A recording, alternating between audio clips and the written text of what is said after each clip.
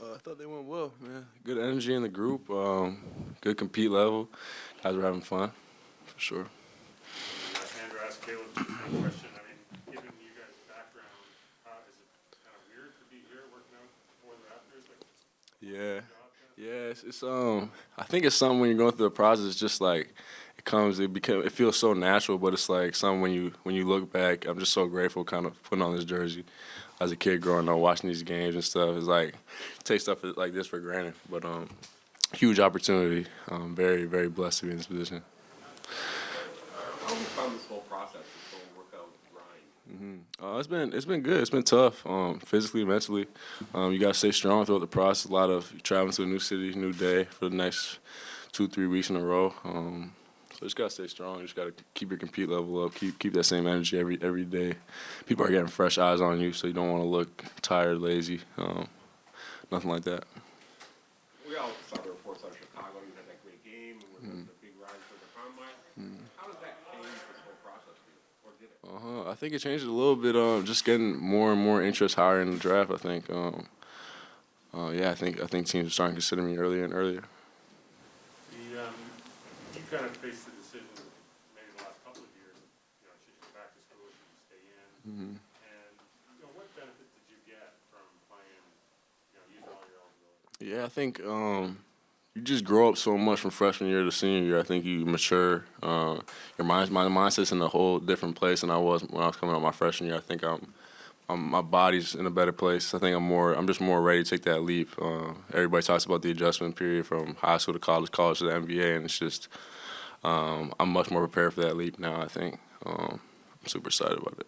Did you how strongly did you consider coming out in your other year? I thought about it a little bit after my second year when I was at Florida. Then ended up making that decision to switch schools. And at the third year, I didn't really consider it. I wanted to come back, get a bigger role, prove more, for sure. How do you feel your game changed in those last couple of years? I think I learned more how to play with good players, move off the ball, play without it, be efficient in my limited catches. I think I also improved my jump shooting ability. You saw the numbers increase. I think I fixed some mechanics. So I saw growth there. I think I saw growth in my body too. Just being able to move better, being able to guard multiple positions at the college level. I wanted to see that translate for sure. Andrew, what was that process like? Like you said, 1% advantage.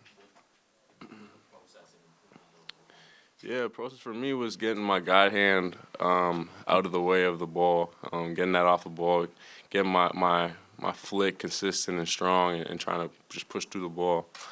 Those are the main two fixes I made, and I think I saw real growth in it this year. who were you working with in identifying that? It's been a process that I've been working on for a while. I've had coaches coming up from younger, like Nathaniel Mitchell was some guy who's been coaching me for a long time. He's kind of helped me with those mechanical changes early on, and then started repping it with Gonzaga coaches. They give their 2 cents as well. What did the Raptors organization mean to you growing up? Just watching. Yeah, the Raptors organization means everything for a basketball player coming out of the city. When I was like real young, basketball wasn't at that point yet where it was becoming big in Canada, and you could just see the growth and just the love for the Raptors just keep growing, especially with that championship recently. It's just this is the time for the city in basketball. When you go through this, and I presume you went through it in high school too, and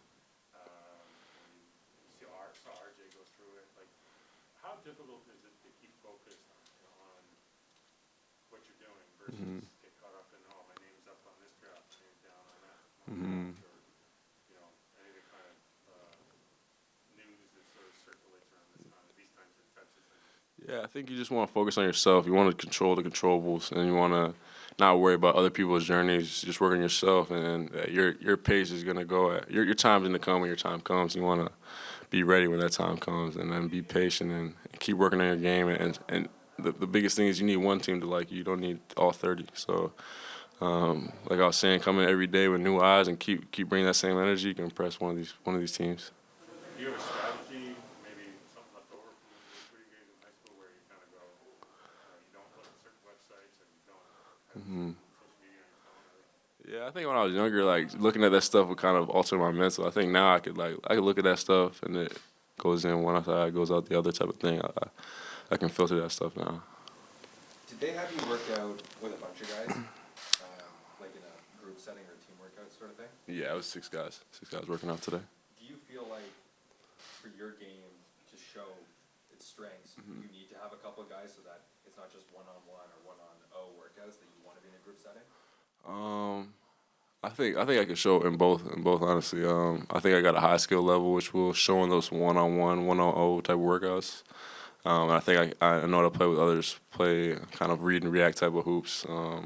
When guys are coming, new environment, new guys, I think that's where I can excel because I just know how to hoop with other guys. So I think both are good for me. What is skill you've mentioned playing with better players? Hmm.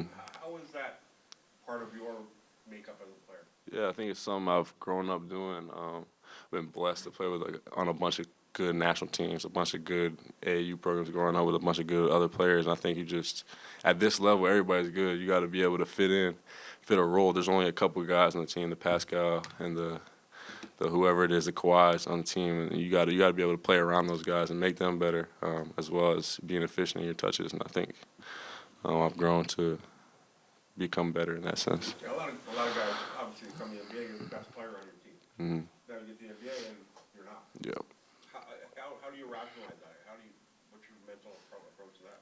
Yeah, just being able to fit in, like I was saying, just being able to bring things without the ball in your hands, or with limited touches, not being like when you're not scoring the ball, what are you doing? I think that's where I excel, honestly. Did Gonzaga help with that? Because, I mean, yeah, obviously that team's loaded, right? Mhm. So is that maybe a better prep than it might have been being the number one guy at a smaller school? 100%. I think I've had a lot of teams like that, but I think Gonzaga was just another example of a team where you got to fit in. You're not going to score 20 a night. You're going to score just going to five guys that score 15 or 11 or 12. So yeah. How does that draft process change, I guess, after, when you're in season and you're focused on winning, and then, your season ends and, it's a tough loss and it's, all that sort of thing, and then you got to deal with the off season and you're just looking ahead to a couple months where you don't have any games to play. Mhm. Sort of how does the mindset change, or does it change? Yeah, definitely. I think just the season's so long. You put so much energy into it mentally, physically. For me, it took me a little second to kind of just like relax and take my mind off of it. Took a little break. Didn't really play much for a week or so, and then that's the part of the game. There's new seasons, new things coming up, new opportunities. So you got to kind of switch your mentality. Start focusing on the draft. Start focusing on what I need to get better at. And yeah, got to this point. And just like from a mental standpoint, obviously, it's a big leap in your life to try and make that jump to professional basketball. How do you wrap your head around taking that next step? I think it's just something I've always wanted to do. I've always wanted to keep getting better, keep challenging myself against the best players. And this is the next step. This is the highest level, and I've always been wanting to do it. So I'm excited about it. I don't think I take it as big as a jump as people might think. Andrew, what's it like for you to see how autonomous Canada has become with basketball? Like, you watch the finals, Andrew Wiggins is playing. You see how many Canadians are in the NCAA, Scarborough's playing a team. Like, what's it like to see all that happen?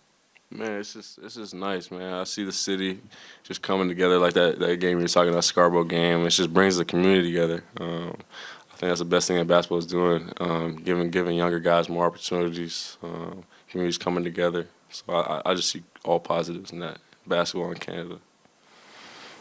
Have you spoken to anybody currently on the Raptors? Do you have any sort of relationship there, and what have they told you about it? Yeah, I got a couple friends on the team like Ken Burch, Chris Boucher. I play with those guys. I know Delano a little bit. I've been coached by these coaching staff too, so I kind of know really kind of how they do stuff a little bit.